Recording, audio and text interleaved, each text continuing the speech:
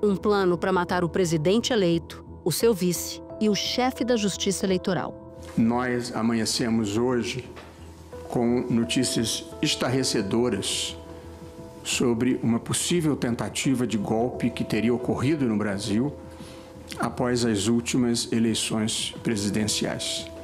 As investigações ainda estão em curso, mas tudo sugere que estivemos mais próximos do que imaginávamos do inimaginável.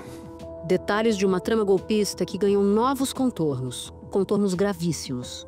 A Polícia Federal prendeu 5 suspeitos de planejar um golpe de Estado em 2022. Um policial federal e 4 militares das Forças Especiais do Exército, chamados Kids Pretos. E os militares foram presos aqui no Rio de Janeiro.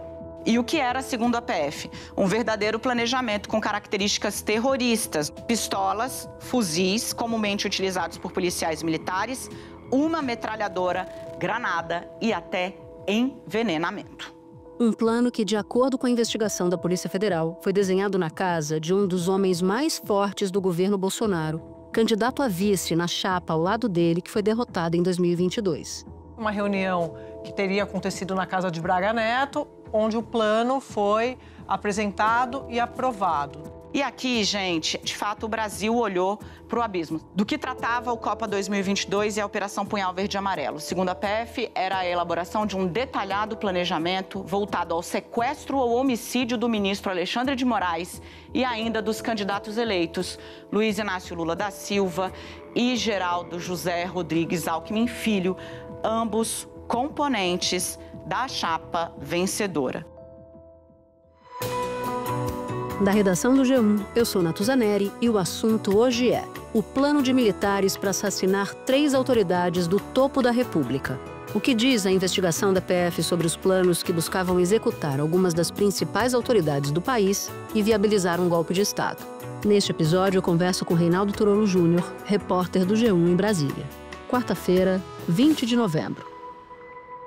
Turolo, em primeiro lugar, muito bem-vindo. Eu sei que é a sua primeira vez aqui no assunto, primeira de muitas. E a gente já começa com um assunto mais grave dos últimos tempos. É curioso que a gente vai dobrando a meta, né, da gravidade quando a gente fala de ruptura do Estado Democrático de Direito, de tentativa de golpe, para recontar tudo o que aconteceu a partir de 2022, em particular, dezembro de 2022. A gente vai entrar nos detalhes do plano Copa 22 e também do plano Punhal Verde e Amarelo. São 2 planos para aniquilar presidente da República, vice-presidente da República eleitos, Lula e Alckmin, e o então presidente do TSE, Alexandre de Moraes. Mas antes, acho que vale a pena a gente mostrar, circunstanciar, Turolo, o que estava acontecendo naqueles meses de novembro e dezembro de 2022, após a derrota de Bolsonaro nas urnas. Contextualizando, como você disse, naquele momento o Jair Bolsonaro havia perdido no segundo turno a eleição para o presidente Lula e ele estava recluso no Palácio da Alvorada, né? Ele era muito ativo nas redes sociais, ele parou de usar as redes sociais, ele era muito ativo em sair ali fora do Palácio da Alvorada para conversar com os apoiadores dele, naquele famoso cercadinho, onde também alguns jornalistas ficavam, e ele tinha cessado essas aparições, ele não tinha aparecido mais. É um dado curioso desse momento, inclusive, que no meio dessa reclusão dele, o então candidato a vice, que tinha sido derrotado, Braga Neto, general Braga Neto, que anteriormente tinha sido ministro da Defesa do governo Bolsonaro e foi escolhido para ser vice, ele vai até esse cercadinho no dia 18 de novembro de 2022 e ele tranquiliza, né, os apoiadores que estavam ali na frente. O presidente está bem, está recebendo gente, não tem problema nenhum. Tá? Vocês não percam a fé. Não, tá bom. Lá na frente é só o que eu posso falar para vocês agora. Depois, quando todo esse plano golpista na avaliação da Polícia Federal vai sendo desenrolado, a gente vai entendendo um porquê dessas palavras, né? Naquele momento elas soaram um tanto quanto enigmáticas ali para a gente. E até antes disso, salvo engano, em setembro, portanto antes da eleição, teve uma declaração do general Heleno, que era o chefe do Gabinete de Segurança Institucional, que é citado, né, pela Polícia Federal como alguém que assumiria uma espécie de gabinete de crise depois de uma tentativa de golpe. A gente vai chegar lá nesse momento. Ele chega a dizer, antes das eleições, que o Lula não subiria a rampa. Se eleito fosse o Lula, não subiria a rampa. General, o bandido sobe a rampa ou não? Agora eu quero entrar na operação de terça-feira, que nos mostrou uma série de coisas. Entre elas, um encontro na casa do general Walter Braga Neto, que havia sido o candidato a vice derrotado na chapa com Bolsonaro, portanto. E nesta reunião, em que ele recebe outros militares na sua residência, discute-se o operacional de um plano de golpe que incluía até homicídio. O que a gente sabe sobre essa reunião, Trullo? Bom, Natuza, segundo a investigação da Polícia Federal, essa reunião aconteceu na Asa Sul, na quadra 112, onde morava o general Braga Neto. Foi no dia 12 de novembro de 2022. E nas palavras da polícia, nesse relatório que foi enviado para o Supremo Tribunal Federal para pedir essa operação que foi deflagrada na terça, como você mencionou, eles dizem que essa reunião na residência do Braga Neto foi onde foi feito o planejamento operacional para a atuação dos kits pretos. E ali, esse planejamento operacional, nas palavras da PF, foi apresentado e aprovado. Para falar um pouco disso, tem que dizer quem são os kits pretos. Depois eu vou te dizer quem estava nessa reunião. Os kits pretos são um grupo treinado em operações especiais, é um grupo seleto do Exército, que tem prestígio, entende de operações que usam questões psicológicas, operações sensíveis. Eles são chamados de kits pretos, porque eles usam uma espécie de um gorro preto. E nessa reunião, segundo a investigação da Polícia Federal, estavam presentes, a polícia diz que pelo menos, além do Braga Neto, o tenente-coronel Mauro Cid, que foi aí o principal ajudante de ordens do Jair Bolsonaro na presidência, Major Rafael de Oliveira, que é um nome importante nesse planejamento golpista que a gente vai ver já já, e o coronel Hélio Ferreira Lima. Né? E logo depois dessa reunião, como é que a polícia diz que essa reunião foi a que deflagrou tudo?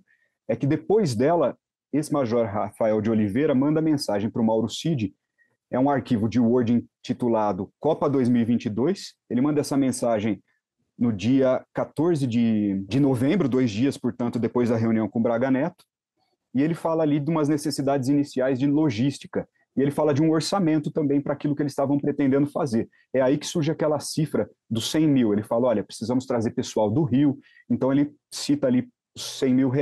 Há conversas obtidas pela polícia que fazem parte da decisão de hoje que falam em aproximadamente R$100 mil o valor que deveria ser utilizado para execução do plano. E eles já determinavam algumas funções e tarefas do que deveria ocorrer depois que, de fato, eles tivessem conseguido implantar esse golpe de Estado com o assassinato de autoridades públicas. Então, eles começaram a colocar em prática um plano maior que eles chamaram de Copa 2022. Esse era tanto o nome do documento de Word, que o Major Rafael mandou para o Tenente-Coronel Mauro Cid, como o nome de um grupo, que depois eles vão criar num aplicativo chamado Signal, ou Signal, né? Aplicativo de troca de mensagens, onde eles vão discutir efetivamente o que eles vão fazer lá no dia 15 de dezembro.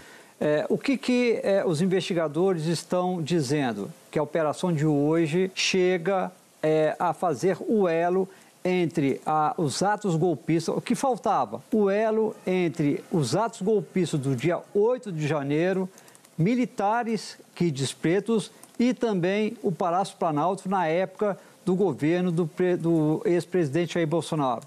Essa ligação ainda faltava, mostrar que naquela multidão também estavam pessoas treinadas ou os próprios kits pretos organizando aquela invasão. Não teria sido um ato espontâneo.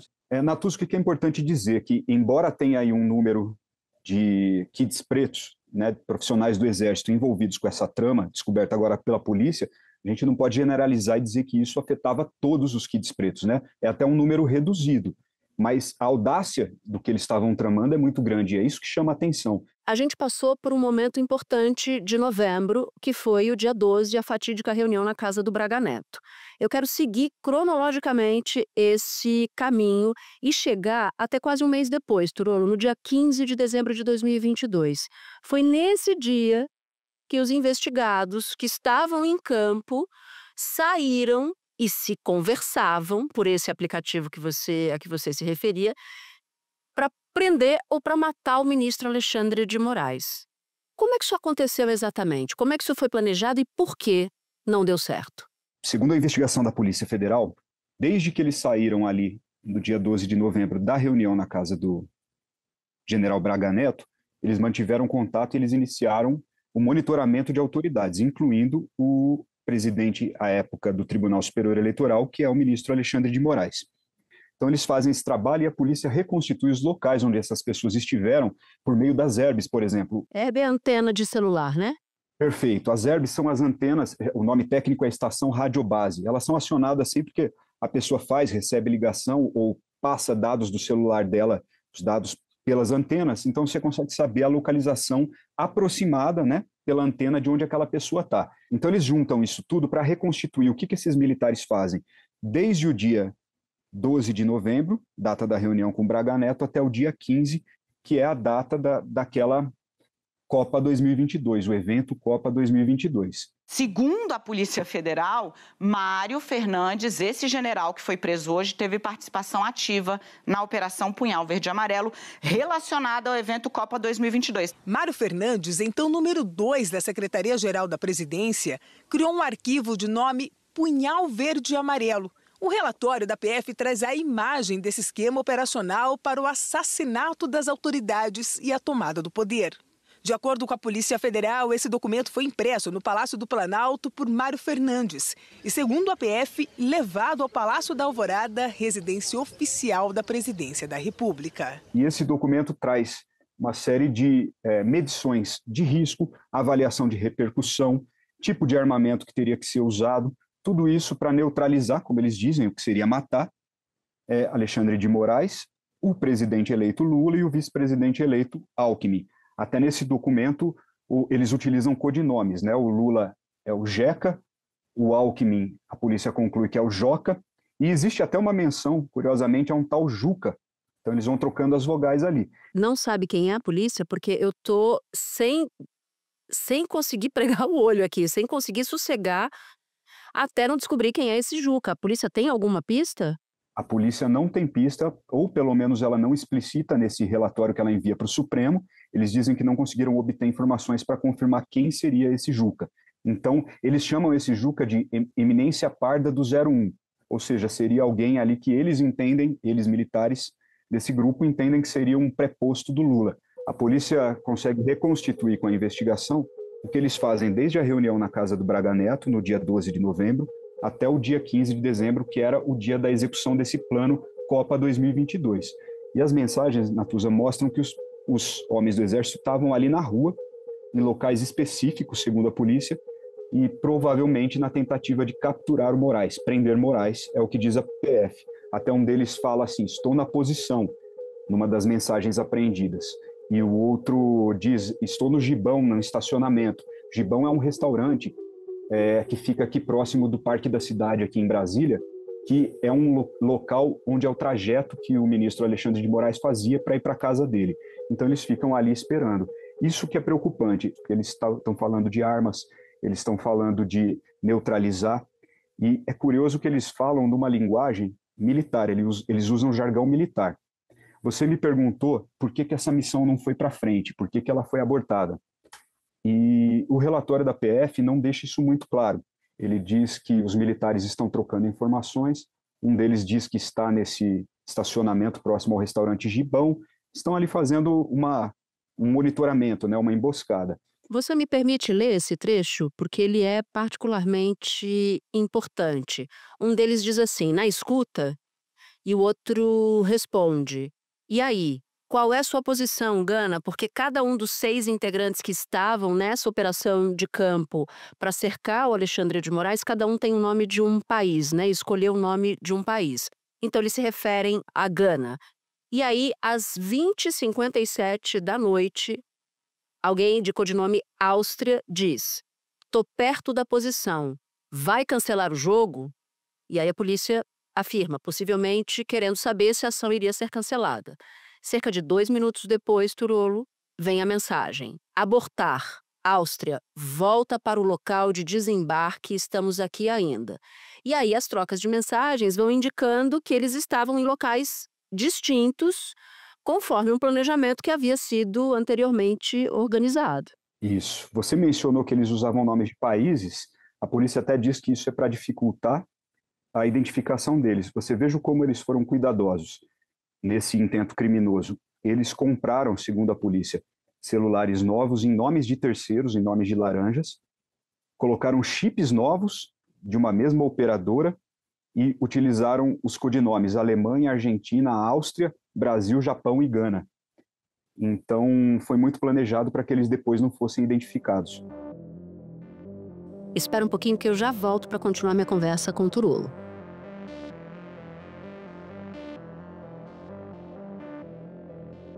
Agora, tem um outro momento, quando você fala de armamento pesado, que é bastante chocante, porque a decisão do ministro Alexandre de Moraes, com base no relatório da Polícia Federal, diz que esse grupo admitia inclusive a possibilidade de matar policiais que faziam a escolta do Alexandre de Moraes e militares que eventualmente estivessem a serviço dessa função. Nesse documento que eu mencionei, chamado Punhal Verde e Amarelo, cuja autoria é atribuída ao tenente-coronel Mário Fernandes, que trabalhava dentro do Planalto, esse documento faz uma análise de risco e coloca ali que matar os alvos, né, as autoridades, seria possível, tinha chance de sucesso, mas teria uma alta repercussão, e isso, eles fazem até uma avaliação de riscos e de danos, e eles dizem que isso poderia levar à baixa tanto de militares desse lado da operação, quanto do outro lado, que estivessem fazendo segurança para as autoridades que estavam sendo aí monitoradas e estavam no alvo. É exatamente isso. Isso, eles admitem a possibilidade de que houvesse mortes dos dois lados. E quando eles elencam, né, nesse documento encontrado pela Polícia Federal, eles elencam o armamento, eles citam uma metralhadora M249, um lança-granada 40 milímetros e um lança-rojão AT-4. Então são armamentos com potencial de dano altíssimo, altamente letais. A gente não sabe em que momento eles planejavam usar isso, porque isso não está especificado ali, mas era algo que o grupo teria que usar ou previa usar para ter sucesso naquela operação.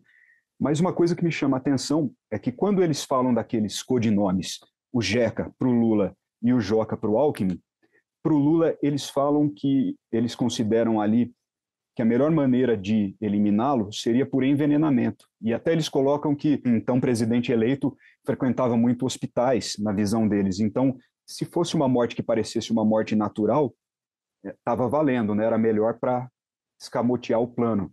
Então, para o ministro Alexandre de Moraes também, segundo a PF, eles consideraram envenenamento. Então, eles fizeram todo esse planejamento minucioso, né? Se isso teria chance de sucesso ou não é uma outra discussão, né? A gente não consegue medir, mas a discussão estava sendo feita e estava sendo efetivada porque os homens foram efetivamente para a rua. Isso tem uma implicação importante do ponto de vista criminal e jurídico, porque o golpe o tipo penal, né? A descrição no Código Penal do golpe de Estado, aliás, na lei que trata do golpe de Estado, ela fala que não é crime apenas concluir o golpe, mas tentar fazê-lo, né? Quando no dia 15 eles interrompem, você leu a mensagem do abortar, naquele momento alguém manda, um deles, né, um dos 6, envia uma mensagem com uma notícia jornalística dizendo que tinha terminado mais cedo a sessão do Supremo em razão de uma votação que não ia terminar naquela noite. Isso já era mais de 8 da noite. Então, uma hipótese que a gente pode aventar lendo o relatório é que talvez a programação de saída do ministro não tenha sido a que eles estavam prevendo, né? Pode ser que o ministro tenha deixado o tribunal mais cedo do que eles estavam prevendo. Então, a gente não consegue saber exatamente por quê, pelo relatório da PF, que a ação do dia 15 de dezembro não foi executada. E tem um outro ponto perturbador que o próprio Mário Fernandes, que é essa pessoa encarregada por elaborar os tais planos, né, o plano Copa 22 e o plano Punhal Verde e Amarelo, ele imprime o plano Punhal Verde e Amarelo, que prevê o aniquilamento, né, de presidente eleito e vice-presidente eleito, no próprio Palácio do Planalto, no dia 9 de novembro de 2022. Esse general da reserva, mas que atuava no Palácio do Planalto, ele é tido ali como autor de 2 documentos que são importantes. Além desse punhal verde e amarelo, é encontrado com ele também o plano para a instituição de um gabinete de crise que seria criado, passaria a funcionar a partir do dia 16 de dezembro de 2022, ou seja, um dia depois daquele dia em que eles previam prender e possivelmente aniquilar as autoridades que estavam sendo monitoradas. E nesse documento eles previam que a coordenação desse gabinete de gestão de crise seria feita pelo general Augusto Heleno, que tinha sido membro do governo, pelo Braga Neto, que também tinha sido membro do governo, tinha sido candidato a vice e derrotado, e por outros militares. Então, o que me chamou a atenção desse ponto? A gente pensa assim, eles fizeram aquela análise de risco para saber qual seria a repercussão, né, a partir das mortes, a partir dessa movimentação deles de prender as autoridades e até aniquilá-las. Mas mais que isso, eles pensam no depois. Eles pensam em como reagir à reação que obviamente viria. Então eles criam ali, eles propõem a criação de um gabinete de crise que ia dar uma roupagem de institucionalidade para aquilo que estava acontecendo, que na verdade era um golpe. Sim, até porque eles se intitulam legalistas, né? No plano, no planejamento, tem a expressão legalistas. Eles dariam uma roupagem de que aquilo estava dentro das 4 linhas, para usar uma expressão que o ex-presidente da República usava. A PF é muito clara nesse termo do que eles chamam de restabelecimento da legalidade, que é o seguinte: é criar uma base jurídica fundamentada num decreto presidencial, mantendo Bolsonaro no poder. E aí, inclusive, cumprindo mandados de prisão para envolvidos em indícios de irregularidades em processo eleitoral. Irregularidades que não existiram. Agora, passando para terça-feira, Turolo, foram presas 5 pessoas, 1 militar da reserva, 3 militares da ativa, 1 policial federal. Rapidamente, quem são essas pessoas? Natuza, o primeiro que eu vou dizer, então, é o general de brigada da reserva, o Mário Fernandes, que a gente já disse que ele é autor dos principais documentos aí apreendidos. Segundo a investigação da PF, ele era parte do que a PF chamou de núcleo de oficiais de alta patente com influência e apoio de outros núcleos. Então ele tinha um papel de destaque. Ele já tinha sido alvo de busca e apreensão em fevereiro de 2024, desse ano, naquela operação Tempus Veritate, e criou aí, como a gente já falou, esses 2 principais documentos para a execução desse plano. Porque a gente tem lá no ano passado, em maio, a primeira operação, que é a Avenire, que tratava da falsificação dos cartões de vacinação contra a Covid-19. Aí depois a gente tem, alguns meses depois, a operação que foi sobre as joias. E no começo desse ano, em fevereiro, pouco antes ali do Carnaval, foi deflagrada a operação sobre o golpe. Pela minha memória, naquele momento já se sabia que o ministro Alexandre de Moraes estava sendo monitorado. Mas sigamos. Então, a gente já sabe que talvez seja um dos personagens mais centrais, né, dessa operação de hoje, revelada hoje no momento em que a gente grava, terça-feira. E depois a gente tem 3 militares da ativa. Quem são esses militares da ativa? O primeiro deles, a gente já pincelou um pouquinho, é o Major Rafael Martins de Oliveira. Foi com ele que a PF apreendeu também em janeiro desse ano, lá na Tempus Veritate, os materiais que mostraram o monitoramento do ministro. A partir dali é que se soube que o ministro estava sendo monitorado. Não já durante a Operação Tempus Veritate, mas a partir dela já se soube do monitoramento. Esse Major Rafael Martins de Oliveira, era um dos 6 militares que estavam participando daquele grupo, Copa 2022, no aplicativo Signal, e esse Rafael, levantou as informações iniciais sobre o ministro Alexandre de Moraes. Tem uma aspa que eu separei aqui do documento que diz o seguinte: vincula-se especificamente aos atos de execução do dia 15 de dezembro de 2022 a pessoa de Rafael Martins de Oliveira, cuja participação, pelo que se obteve, apresenta-se sólida no caso, utilizando-se do codinome Diego Basti, que era um dos codinomes que ele usava no aplicativo, também referenciado com o codinome Japão. Então, nesse caso, a polícia teve êxito em saber que o Rafael era o Japão, daqueles 6 nomes de países que estavam ali naquela Copa 2022. O outro militar da ativa é o Rodrigo Bezerra Azevedo, que na época, lá em 2022, era major de infantaria, ele servia no Comando de Operações Especiais em Goiânia. Ou seja, ele tinha tropa. Numa tentativa de golpe de Estado, ele é uma peça fundamental, porque general sem tropa vale menos, né, em termos de poder ofensivo. General com tropa vale mais. Isso. Nesse caso, a patente dele, mais especificamente, é a patente de major. Então, ele integrava aquele grupo. É claro que, como major, que também é uma patente alta, ele tinha alguma ingerência sobre o grupo, né? E, no final de 2022, ele passou a usar um dos telefones que tinham sido usados naquele plano do dia 15 de dezembro, né? Aquele plano que neutralizaria o Moraes. Então, foi aí que a polícia conseguiu saber que ele era também, possivelmente, um daqueles 6 que estavam naquele grupo. E esse Rodrigo, ele também apareceu num grupo, numa outra operação, um grupo de WhatsApp que tinha vários militares, eu não sei se você vai se lembrar do nome dele, que é muito específico, é DOS, ou DOS, é DOSSS, e nesse grupo com vários militares, esse Major Rodrigo, ele manifesta contrariedade, ele diz que está frustrado pelo fato de os militares não terem feito nada e terem deixado Lula tomar posse, e enfim, ele manifesta descontentamento porque não houve um golpe de Estado.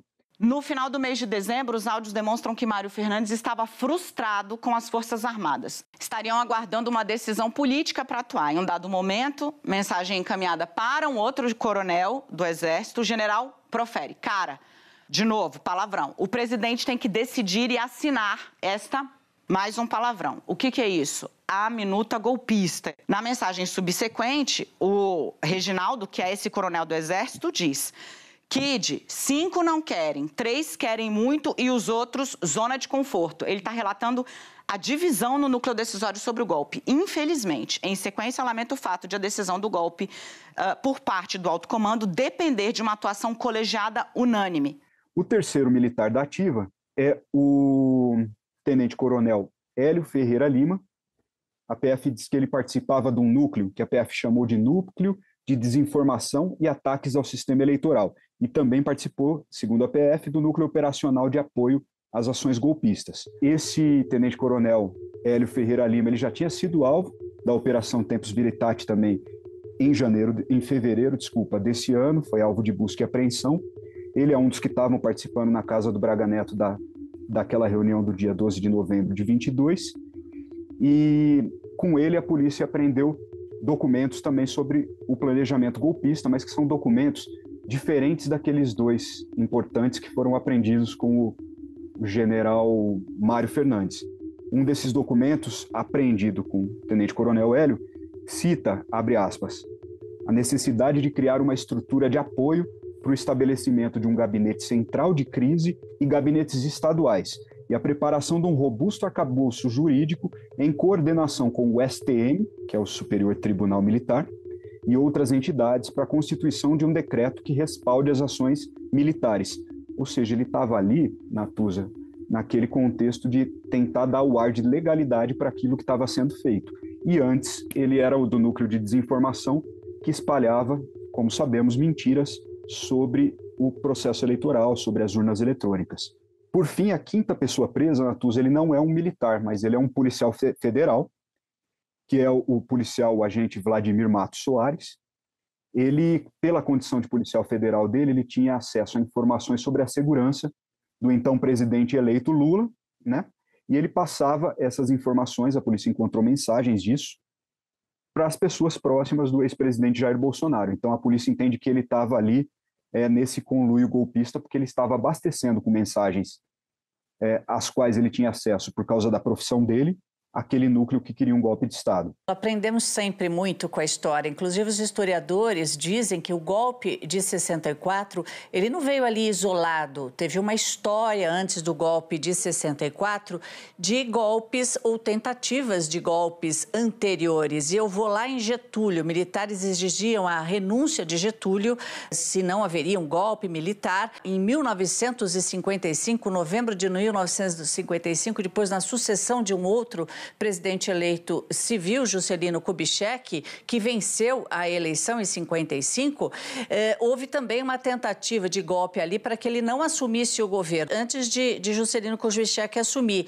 Juscelino Kubitschek enfrentou outras duas tentativas de golpe. Em 1956, 1959, militares sequestraram aviões. Essas revoltas foram contidas. Em 1961, depois da renúncia de Jânio Quadros, houve uma tentativa dos militares que tentavam impedir João Goulart, que era o vice de Jânio Quadros, assumir a presidência da República. Outro detalhe que a história mostra, vários desses militares envolvidos com essas tentativas e com o golpe, depois participaram, sim, do golpe de 64. Na representação, Natuza, eu separei aqui um trechinho da representação da PF para o Supremo dessa operação de terça-feira.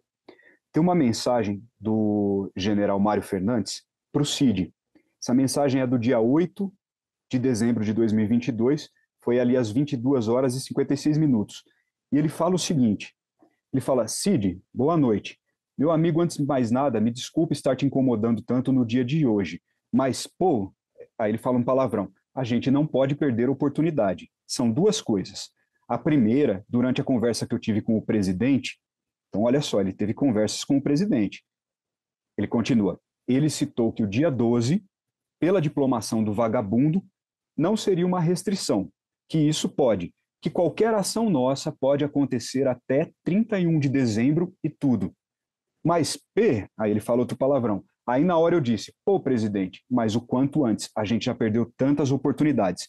Isso é um áudio que esse general envia para o presidente Jair Bolsonaro, que estava ali no finalzinho do mandato dele, e ele fala que o Bolsonaro disse para ele que qualquer coisa tinha que acontecer até 31 de dezembro, porque, obviamente, depois dali o Lula tomaria posse. Então, ele fala, tanto faz, já foi diplomado no TSE, não tem problema, o problema é a posse, tem que ser antes da posse. O que isso mostra, Natuza? Que além de estar sendo discutido com o comando, estava sendo discutido com o presidente. E a polícia fez o seguinte, ela tentou saber se o Mário Fernandes esteve no Palácio da Alvorada e levantou os dados e descobriu que o Mário Fernandes, que é o autor desse áudio que eu li a transcrição para você, ele esteve sim no Alvorada no dia 8/12, ele chegou às 17 horas e saiu às 17h40. Quando ele manda para o CID essa mensagem, é posterior à ida dele ao Palácio da Alvorada. E no dia seguinte, você vai se lembrar, foi uma reunião de Bolsonaro com os comandantes das forças. Aliás, foram duas reuniões, segundo o Freire Gomes, ex-comandante do Exército. Uma no dia 9 de dezembro, um dia depois dessa reunião com o Mário Fernandes, e uma outra na semana seguinte. Ele disse que cerca de 7 dias depois. Agora, vale a pena só um dado. O que aconteceu na noite de 12 de dezembro de 2022, Turolo? Você vai se lembrar dessa noite de caos?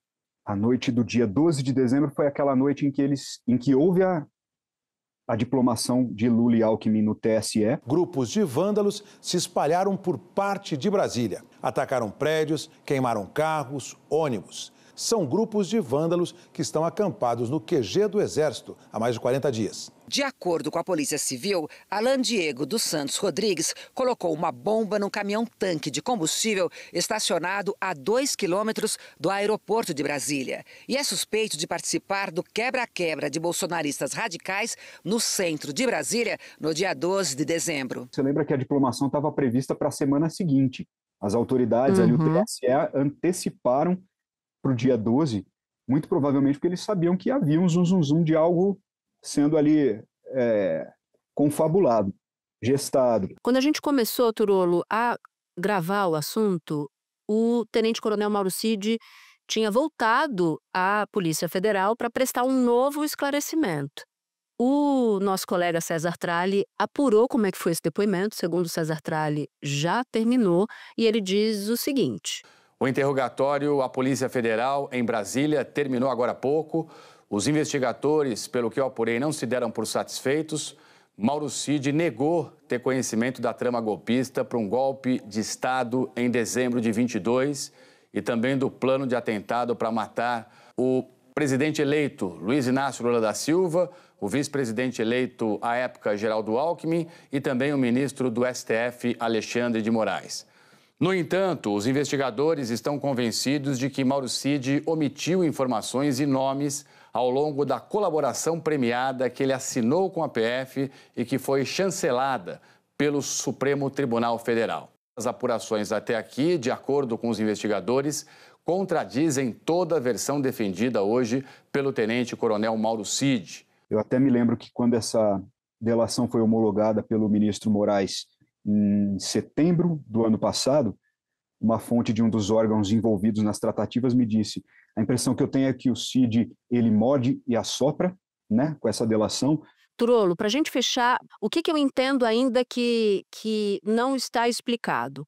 Por que a operação foi abortada, operação de neutralização do Alexandre de Moraes e de execução, no caso assassinato, de Lula e Alckmin? Isso não está explicado, assim como não está explicado até hoje por que Bolsonaro não topou decretar estado de sítio. A suspeita da polícia, e que acho que faz toda a lógica, é que não topou porque o Exército não comprou a ideia do golpe. Para você, tem algo que precisa ser explicado ainda? O que eu acho sobre essa questão de Bolsonaro não ter assinado porque o Exército não topou o golpe, o que a polícia vem colocando nas representações dela, e eu ouvi isso do investigador. Ele não assinou, Bolsonaro, não teria assinado, no entendimento dos investigadores, não porque ele não quisesse, mas por motivos alheios à vontade dele. Isso vai ser importante para eles tentarem imputar aí a ele um crime, né, e uma responsabilização no campo jurídico mesmo. Trollo, muito obrigada pela sua participação, a primeira, que seja a primeira de muitas aqui no assunto. Bom trabalho para você e parabéns pelas reportagens que você produziu ao longo do dia. Te agradeço a atenção, espero voltar mais vezes e sou um ouvinte assíduo do assunto. Obrigado. E para você que ouviu o episódio até aqui, eu vou te fazer um convite: participar do canal do G1 no WhatsApp. Por lá você pode ativar as notificações e receber as principais notícias do dia direto no seu celular. Este foi o Assunto, podcast diário disponível no G1, no YouTube ou na sua plataforma de áudio preferida. Comigo na equipe do Assunto estão Mônica Mariotti, Amanda Polato, Sara Rezende, Luiz Felipe Silva, Thiago Kazuroski e Gabriel de Campos. Eu sou Natuzaneri e fico por aqui. Até o próximo assunto.